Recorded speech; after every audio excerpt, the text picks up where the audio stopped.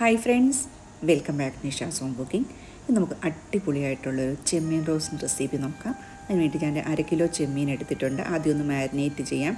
അതിന് വേണ്ടി 1 ടീസ്പൂൺ ഇഞ്ചി വെളുത്തുള്ളി paste, 1 teaspoon Kashmiri chilli powder, 1/2 teaspoon മഞ്ഞൾപ്പൊടി, 1 ടീസ്പൂൺ നാരങ്ങാ നീര്, 1 ടീസ്പൂൺ കോൺഫ്ലോർ, ആവശ്യത്തിന് ഉപ്പ് ചേർത്ത് നല്ലപോലെ മിക്സ് ചെയ്തതിന് ശേഷം ഈ ചെമ്മീനൊന്ന് മാരിനേറ്റ് ചെയ്ത് വെക്കാം. മിനിമം ഒരു അരമണിക്കൂർ നേരം ഒന്ന് മാരിനേറ്റ് ചെയ്ത് വെക്കുന്നതാണ് നല്ലത്. ഈ രീതിയിലൊരു മസാല തയ്യാറാക്കിയിട്ട് മാരിനേറ്റ് ചെയ്ത് വെക്കുകയാണെങ്കിൽ നല്ല രുചിയായിരിക്കും. അപ്പോൾ കോൺഫ്ലോറും കൂടി ഇടുന്നത് കൊണ്ട് അത് നല്ല പോലെ അത് പൊടിഞ്ഞു പോകാതെ ഇങ്ങനെ പ്രത്യേക ഒരു ക്രിസ്പി ആയിട്ടാണ് നമുക്ക് കിട്ടുന്നത്. ഇനി നമുക്ക് വറുത്തെടുക്കാം. ഞാനൊരു ചീനിച്ചട്ടി വെച്ചിട്ട് അതിനകത്തോട്ട് വെളിച്ചെണ്ണ ഒഴിച്ചു കൊടുക്കുന്നുണ്ട്. ചെമ്മീൻ ഒത്തിരി വേവൊന്നുമില്ല. പിന്നെ ഇത് വറുത്തെടുക്കുമ്പം നല്ലപോലെ മൊരിച്ച് വറക്കണ്ട, സോഫ്റ്റായിട്ട് വേണം നമുക്ക് വറുത്തെടുക്കാനായിട്ട്. അപ്പോൾ ഒരു 3-4 മിനിറ്റ് നേരം മതിയാകും. ആദ്യം ഒരു സൈഡ് മൂത്ത് വരുമ്പോൾ നമുക്കൊന്ന് മറിച്ചിട്ട് കൊടുക്കുക. മൊത്തത്തിലൊരു 5 മിനിറ്റ്സ് ആവശ്യം ഉണ്ടാകത്തുള്ളൂ. പിന്നെ ഗ്യാസിൻ്റെ ഫ്ലെയിം ഒരു മീഡിയം ലെവലിൽ വെച്ചാൽ മതി. ഇപ്പോൾ ഒരു സൈഡ് മൂത്ത് വന്നിട്ടുണ്ട്. ഒന്നും കൂടി മറിച്ചിട്ട് കൊടുത്ത് 2 സൈഡും മൂത്ത് വരുമ്പോഴത്തേക്ക് നമുക്ക് അടുപ്പത്തുനിന്ന് വാങ്ങാം. ഏകദേശം എല്ലാം ഇപ്പോൾ റെഡി ആയിട്ട് ഞാൻ പ്ലേറ്റിലോട്ട് എടുത്ത് വെക്കുവാണ്. ഈ രീതിയിൽ സോഫ്റ്റായിട്ടാണ് ഇത് വറുത്തെടുക്കുന്നത്. നല്ല ക്രിസ്പി ആയിട്ട് എടുക്കണ്ട. അങ്ങനെ എടുത്താൽ അത് നല്ലതായിരിക്കത്തില്ല. ഈ രീതിയിൽ എടുത്താൽ മതി. ഇനി ഇതിനകത്തോട്ട് നല്ല ക്വാണ്ടിറ്റിയിൽ നമ്മൾ ചെറിയുള്ളി ചേർക്കുന്നുണ്ട്. ഞാനിതൊരു 100 ഗ്രാം ചെറിയുള്ളി അരിഞ്ഞെടുത്തിട്ടുണ്ട്. അതുപോലെ തന്നെ കറിവേപ്പിലയും കൂടി ഇട്ടിട്ട് ഇതിനൊന്ന് വഴറ്റിയെടുക്കണം. ചെറിയുള്ളി നല്ല പോലെ ഒന്ന് വഴന്ന് വന്നോട്ടെ. ഒരു ഗോൾഡൻ ബ്രൗൺ ആകുന്നവരെ നമുക്കൊന്ന് വഴറ്റിയെടുക്കാം. ഇപ്പോൾ ഞാനൊരു 2 മിനിറ്റ് നേരം ഒന്ന് അടച്ച് വെച്ചിട്ട് തുറന്ന് നോക്കി. കണ്ടോ, ഏകദേശം ഒന്ന് വഴന്നിട്ടുണ്ട്. ഇനി താഴെ ഒന്ന് മിക്സ് ചെയ്ത് കൊടുത്തിട്ട് നല്ല പോലെ ഒന്ന് ഇളക്കി കൊടുക്കാം. ഇനി ഇതിനകത്തോട്ട് ഒരു 1/2 ടീസ്പൂൺ ഇഞ്ചി വെളുത്തുള്ളി പേസ്റ്റും കൂടി ചേർത്ത് കൊടുക്കുന്നുണ്ട്. ഈ മസാലയിലും ആ ഒരു ഇഞ്ചി വെളുത്തുള്ളി പേസ്റ്റിൻ്റെ ടേസ്റ്റ് വരുന്നത് നല്ലതാണ്.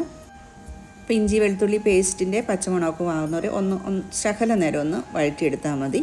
കണ്ടോ, ഈ രീതിയിൽ നല്ലപോലെ ഒന്ന് മിക്സ് ചെയ്തെടുത്താൽ മതി. ഇനി ഇതിനകത്തോട്ട് ചേർത്ത് കൊടുക്കുന്ന നല്ല പഴുത്ത ഒരു തക്കാളി ചെറുതായിട്ട് അരിഞ്ഞിട്ട്, ഇച്ചിരി വലിയൊരു തക്കാളി തന്നെയാണ് കേട്ടോ, അതും കൂടി ചേർത്ത് കൊടുത്ത് തക്കാളി നല്ല സോഫ്റ്റായിട്ട് നമുക്ക് വഴറ്റിയെടുക്കണം. അപ്പോൾ അതൊന്ന് അടച്ച് വെച്ച് 5 മിനിറ്റ് നേരം ഒന്ന് വേവിച്ചാലാണ് അത് നല്ലപോലെ അത് ഉടഞ്ഞു വരത്തുള്ളൂ.